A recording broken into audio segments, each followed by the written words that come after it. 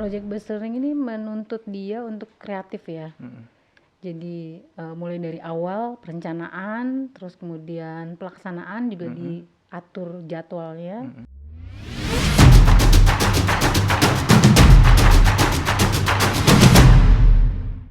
Halo Sobat Belajar, bertemu kembali di podcast Ditjen PAUD, Dikdas dan Dikmen bersama saya Halifatullah Al-Khawarizmi. Sebelumnya kami informasikan bahwa seluruh tim yang terlibat dalam pembuatan podcast ini telah melakukan swab antigen dan dinyatakan negatif. Episode kali ini kita akan membahas mengenai penerapan pembelajaran berbasis Project Based Learning atau PJBL di sekolah. Dan saat ini sudah bersama saya Ibu Lilis Kurniawati dari Sekolah Menengah Pertama Negeri 19 Jakarta. Selamat datang Ibu di studio kami. Baik, Project Based Learning Ibu. Iya. Ya, jadi tema kita kali ini adalah kita ingin mendalami apa sih yang namanya project based learning yang mungkin sudah dilaksanakan di sekolah Ibu ya, tempat Ibu mengajar. Iya, insya Allah. Boleh nggak Bu sedikit disampaikan kepada sobat belajar apa sih yang menjadi project based learning ini sebenarnya apa? Project based learning itu pendekatan pembelajaran yang dilakukan sama siswa dengan metode proyek. Jadi memberikan proyek ke mereka supaya mereka bisa melakukan penyelesaian masalah, juga melakukan investigasi dalam pelaksanaannya. Gitu. Jadi salah satu metode pembelajaran ya Bu ya. Iya. Apa sih Bu yang mendasari SMPN 19 untuk melakukan project based learning ini Bu? Oke, mungkin dari sekolah itu ada visi misi kan. Nah, salah satu visinya itu kan visinya 19 itu menjadikan murid holistik ya sesuai dengan kepribadian Pancasila. Jadi ada beriman, terus kemudian berakhlak mulia, gotong royong, kreatif gitu, dan berinovasi. Nah, dari sini mungkin kalau pembelajaran seperti biasa udah mesti sedikit-sedikit dikurangi gitu. Bukan dihilangkan sih sebenarnya. Dikurangi supaya mereka bisa mengembangkan dirinya dalam bentuk misalnya bisa membuat bisa punya life skill sendiri gitu. Terus berinovasi jadi mereka tidak tergantung dari guru aja dari sekolah, tapi mereka punya kemampuan untuk mengembangkan dirinya dari pembelajaran yang dilakukan seperti itu. Oke. Jadi untuk proses pengembangan dalam metode pembelajarannya ya Bu ya. Jadi mungkin bisa mencapai hasil yang lebih lagi ya. Dalam rangka mencapai visi misi tadi. Iya, intinya. betul. Ibu kan salah satu tujuan dari project based learning itu ya, itu kan adalah bagaimana menstimulasi siswa gitu ya untuk melakukan problem solving dan juga proses investigasi ya Bu ya. Iya, betul. Setelah melaksanakan project based learning ini, kira-kira bagaimana Bu hasil yang diperoleh terkait dengan problem solving siswa ataupun kemampuan investigasinya yang Ibu rasakan sebagai guru seperti apa Bu? Biasanya kan kalau pembelajaran biasa gitu mendengarkan gurunya gitu kan lebih pasif lah, diem aja nanti. Tapi kalau misalnya dikasih proyek tuh mereka tuh lebih aktif, mereka cari sendiri, mereka bikin presentasi sendiri, dan mereka dituntut untuk bertanggung jawab dengan apa yang mereka buat gitu. Nah dengan sendirinya mereka harus nih cari tahu nih, nanti kalau ditanya sama teman saya juga harus tahu nih, nggak mungkin kan mereka jadi ngarang-ngarang sendiri gitu kan. Jadi mereka semuanya terbentuk sih, mungkin dari literasinya juga terbentuk. Karena kan kita juga mengembangkan literasi ya dari pembacaan kan. Mungkin kalau kita dulu belajar pas kuliah ya, cari referensi gitu kan. Nah sekarang mereka diharuskan untuk membuat itu dalam bentuk proyeknya. Jadi pada saat pencarian harus tahu nih referensinya apa. Itu referensi dari bacaan, kemudian dari numerasi nih, ini datanya dari mana nih, statistiknya seperti apa begitu. Jadi dari situ aja mereka senang gitu. Kita nggak usah bilang mereka literasi, tapi udah mereka lakukan sendiri gitu. Jadi jadi menarik juga buat kita yang guru, biasanya kan kita cuman nilai gitu kan, nilainya berapa nih. Tapi kan mereka nggak punya kemampuannya, belum diasah. Secara bagaimana mereka mempresentasikan, itu kita belum melihat. Tapi dari situ kita bisa lihat nih bentuknya seperti apa hasil dari mereka. Kemampuan mereka juga, mereka jadi percaya diri, jadi yang narsis jadi ikutan tampil gitu. Jadi tambah eksis ya, Bu. Iya, betul. Kemudian gini, Ibu kan sudah jadi guru kira-kira berapa tahun, Bu? Lebih 15 tahun ya, Bu ya? Iya, dari tahun 2006. Dari tahun 2006. Ketika mulai PBL ini startnya tahun berapa, Bu? Dari 2013 kali ya. Dari 2013. Oh, dari sejak kurikulum 2013 ya. Jadi sudah mulai melakukan project based learning ya, Bu ya.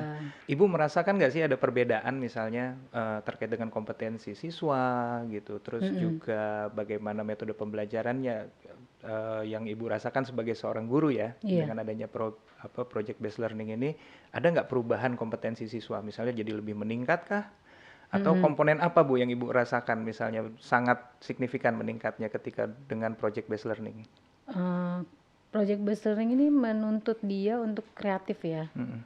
Jadi mulai dari awal perencanaan, terus kemudian pelaksanaan juga diatur jadwalnya. Nah dari situ mereka dilihat bisa disiplin ya kompetensinya ya. Maksudnya dari segi aspek sosialnya gitu ya. Lagi disiplin kan, jadi ini harus selesai nih tanggal sekian gitu, seperti itu. Dan mereka juga lebih seneng gitu, belajarnya lebih fun, nggak cuman ngeliat guru gitu kan, bosan juga kali ngeliat saya ya. Jadi lebih fun gitu belajarnya. Jadi itu kompetensinya mungkin bagiannya yang paling menarik sih bagian presentasinya. Mereka bisa mengkomunikasikan dengan baik, terus bisa membedakan mana yang harus disampaikan dan yang tidak gitu. Jadi kan misalnya kita juga kan sekarang kadang-kadang ada informasi yang benar, ada yang enggak gitu kan. Nah mereka juga harus tahu seperti itu. Kemudian gini, Bu, tadi kan ada kalau ketika project based learning, Bu ya, berarti kan meliputi perencanaannya gitu ya, pelaksanaannya sampai nanti pas di pelaporan berupa presentasi ya, Bu ya. Gimana sih, Bu, sebagai guru gitu ya, ini merencanakan atau merancang pembelajaran project based learning ini yang dapat bisa memotivasi siswa gitu ya, sampai yang bisa mencapai tadi yang Ibu sampaikan tadi, ada kepercayaan diri dan lain sebagainya. Gimana Ibu merancangnya ini? Di awal kita coba bentuk kompetensi dasarnya dulu. Jadi sebenarnya kalau project based learning ini ada yang dilakukan sama kita sendiri, misalnya guru IPA, saya guru IPA, satu mata pelajaran gitu. Terus tapi juga ada yang beberapa guru, jadi misalnya ada IPA, PKN, IPS yang kita udah laksanakan ya, dan satu lagi seni budaya. Seni budaya bagian-bagian yang rangkaian. Jadi pertama kita rancang dulu kompetensi dasarnya, yang mau dicapai mana gitu. Nah dari situ kita buat pertanyaan ke siswa. Jadi nggak bisa juga kita ngasih proyek tapi udah buat proyek ini gitu. Nah bingung anak-anak tuh masih kalau anak SMP kayaknya belum bisa nalar yang tinggi seperti itu, tapi harus diarahkan gitu. Pertanyaannya misalnya proyek saya aja yang saya gitu ya, saya tahu. Jadi waktu itu kita bikin proyek tentang penyakit reproduksi, kebetulan AIDS gitu.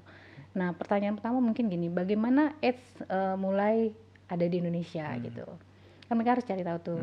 Terus kemudian apalagi kira-kira penyebabnya apa sih gitu. Terus bagaimana perkembangannya di Indonesia dihubungkan dengan sosialnya gitu. Jadi dari situ setelah direncanakan, mereka cari informasi. Nah, terus kemudian kita buat jadwal dari informasi yang mereka dapat, mereka harus presentasiin dulu. Gitu, presentasiin. Jadi sebelum mereka dapat produk yang aslinya, hasil presentasinya itu hasil penelusuran informasinya itu dipresentasikan dulu. Nah jadi nanti ini nggak perlu nih digabung ke sini, ini nggak perlu, ini cukup sekian aja gitu. Nah jadi kita juga harus memantau gitu.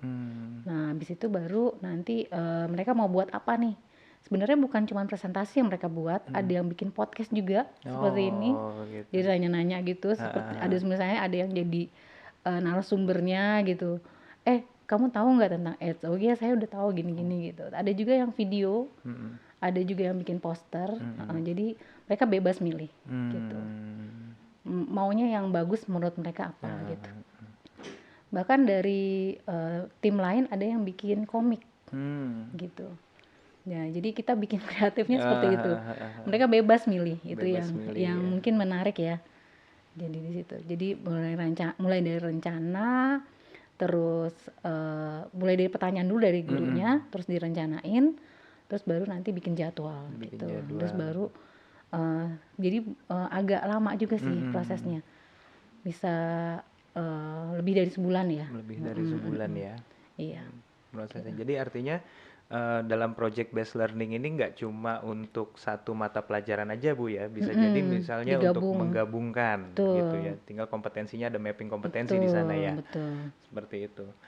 Oke. Kemudian Ibu ada tantangan apa sih Bu yang Ibu rasain ya ketika menjalankan project based learning ini? Pertama dari diri sendiri kali ya, ini bisa nggak ya? Itu kan. Terus kemudian yang kedua dari teman-teman juga nih, kadang-kadang belum nyoba tapi ya kayaknya susah deh gitu kan, digabung-gabungin di mana gitu kan, agak susah gitu. Terus anak-anaknya kalau yang kreatif mereka langsung punya ide ya, tapi ada juga yang mager. Maksudnya, aduh ini apa ya Bu gitu kan. Jadi nggak tapi kalau udah mereka lihat contohnya, ini ada contohnya nih. Ini contohnya anaknya yang lain udah pada mengemukakan idenya misalnya, Bu saya mau buat ini Bu, saya mau buat ini gitu. Langsung oh iya ya Bu, saya bisa nih bikin ini kayaknya gitu. Jadi ya harus dipacu juga, jadi beda-beda ya karakteristik anaknya. Jadi intinya Ibu memberikan guidance di awal gitu ya, nanti mereka yang menentukan nih apa bentuknya gitu ya. Ada tadi komik gitu ya, ada yang bikin podcast, ada poster dan lain sebagainya, itu tergantung kreativitasnya ya Bu ya. Boleh share nggak sedikit misalnya gimana sih cara Ibu menstimulan mereka, misalnya ketika ada yang nanya gitu, Bu ini bikin apa ya gitu. Ada triknya nggak Bu, gimana caranya mengarahkan mereka kan lagi bingung nih gitu. Di awal dicontohin dulu misalnya, ini ada masalah nih tentang di masyarakat gitu. Kan di masyarakat nih penyakit ini udah mungkin bisa corona ya yang lagi ada lagi nih. Tren ya. Iya lagi ada nih. Terus ini kita mau bikin sesuatu yang informasin ke orang nih gitu loh. Tapi beda nih, kamu yang buat gitu. Bentuknya bisa video, bisa apa gitu. Terus kalau misalnya mereka agak bingung gitu, dicoba dulu deh gitu. Kamu maunya dari mana nih? Kan nanti kadang-kadang kalau yang mager banget kan nggak dapat nilai loh gitu. Baru udah kebangetan itu, udah desperado gitu ya. Jadi harus dipacu juga, tapi lama-lama bisa juga mereka kadang-kadang kita nggak bisa nilai di awal, kita harus lihat prosesnya gitu. Jadi itu juga peranan guru ya Bu ya, dalam bagaimana sih mengarahkan atau menggali potensi dari anak-anak ini ya, atau minat bakatnya dan kemana.